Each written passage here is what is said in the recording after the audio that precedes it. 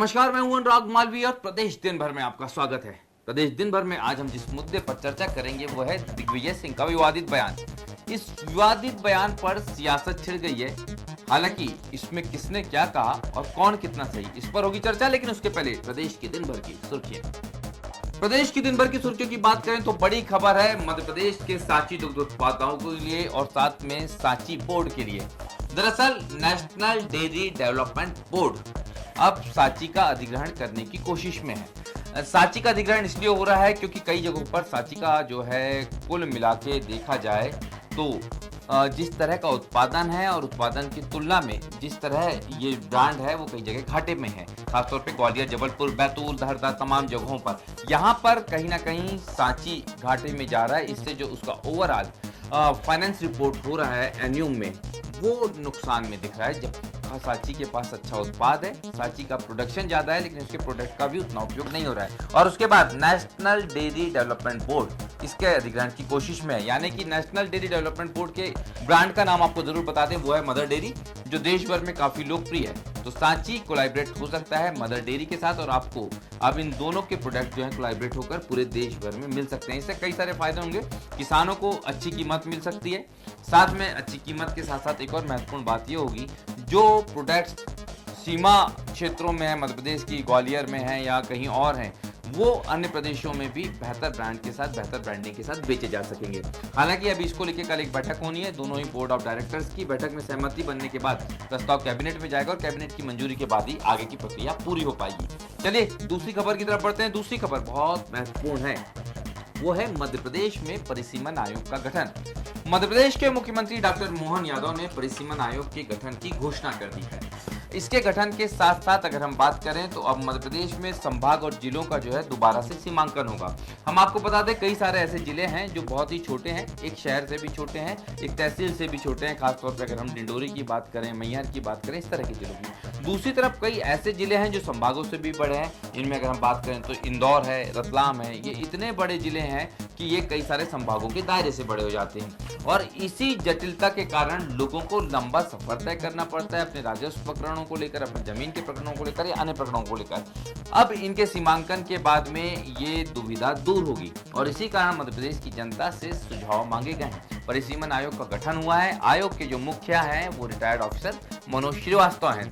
देखने वाली बात ये होगी कि किस तरह के सुझाव आएंगे, किस तरह आयोग काम करेगा और कब तक के उन तमाम मुश्किलों से निजात मिलेगी जो लोग उठा रहे हैं जिला मुख्यालय और संभागीय मुख्यालयों से दूरियों के चलते। हमने जब सरकार बनाई, सरकार बनाने के बाद ही इस बात पर ध्यान दिया कि हमारे अपने भौगोलिक दृष्टि से दूसरे भारत के सबसे बड़े राज्य के रूप में मध्य प्रदेश का अपना एक एरिया है, लेकिन इसमें कुछ कठिनाइयाँ भी समय के साथ हुई है।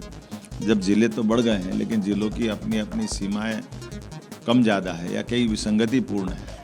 कई लोगों को बहुत दूर जाना पड़ता जिला मुख्यालय, जबकि पास का जिला बहुत पास में है उनके। कई संभाग बड़े छोटे हो गए। ऐसे कई विसंगतिपूर्ण व्यवस्था के लिए हमने परिसीमन आयोग एक नया बनाया है। इस परिसीमन आयोग के माध्यम से नज़दीक के स्थान को नज़दीक के ज़िले से जुड़वा करके जनता की बेहतरी के लिए जो अच्छा हो सकता है वो ज़रूर करना है। तो संभाग, ज़िले, इनका एक बार पुनर्परीक्षण करना है। इसमें मैंने एक आयोग बनाया है। आयोग के सदस्य ACS लेवल के रिटायर्ड श्री मनोज श्रीवास्तव जी को मैंने जवाबदारी दी है। ऐसे कई बड़े ज़िले अभी हमारे हैं, जैसे सागर, ये हमारा उज्जैन, इंदौर, ऐसे कई बड़े धार, बड़े बड़े ज़िले हैं।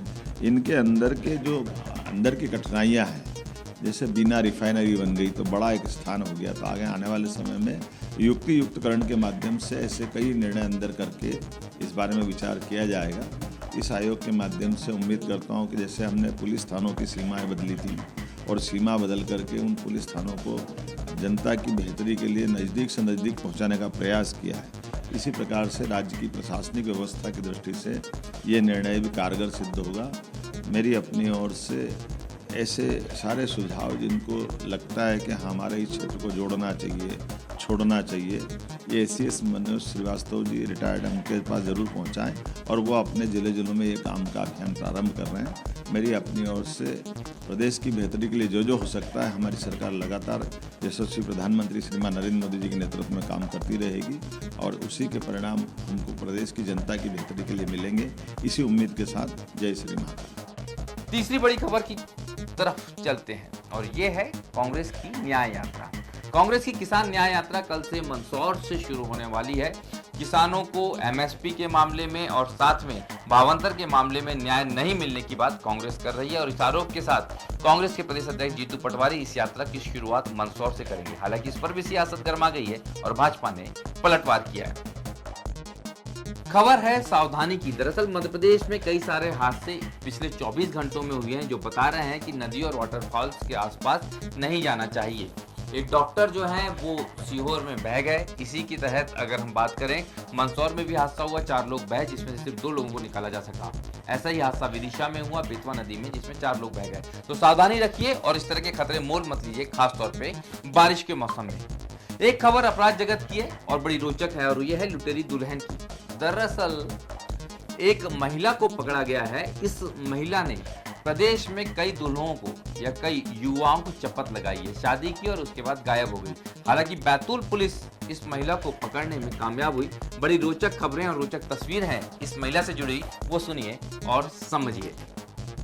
लड़की लेना है तो मैं देखो उनकी आदिवासी थी तो हमने कहा हाँ शादी कहाँ से? शादी फॉरेन। फिर क्या हुआ? क्या हुआ, उन्होंने पैसा नहीं बोला था तो हम बीमार है तो पैसा दे दो तो हमने दे दी। बस फिर वहाँ से चले गए तो जा रहे थे तो हम पैसे वापस कोर्ट में आए। वहाँ से हमको मतलब लिखा पढ़ी हुई। लिखा पढ़ी होने के बाद में हम चले गए।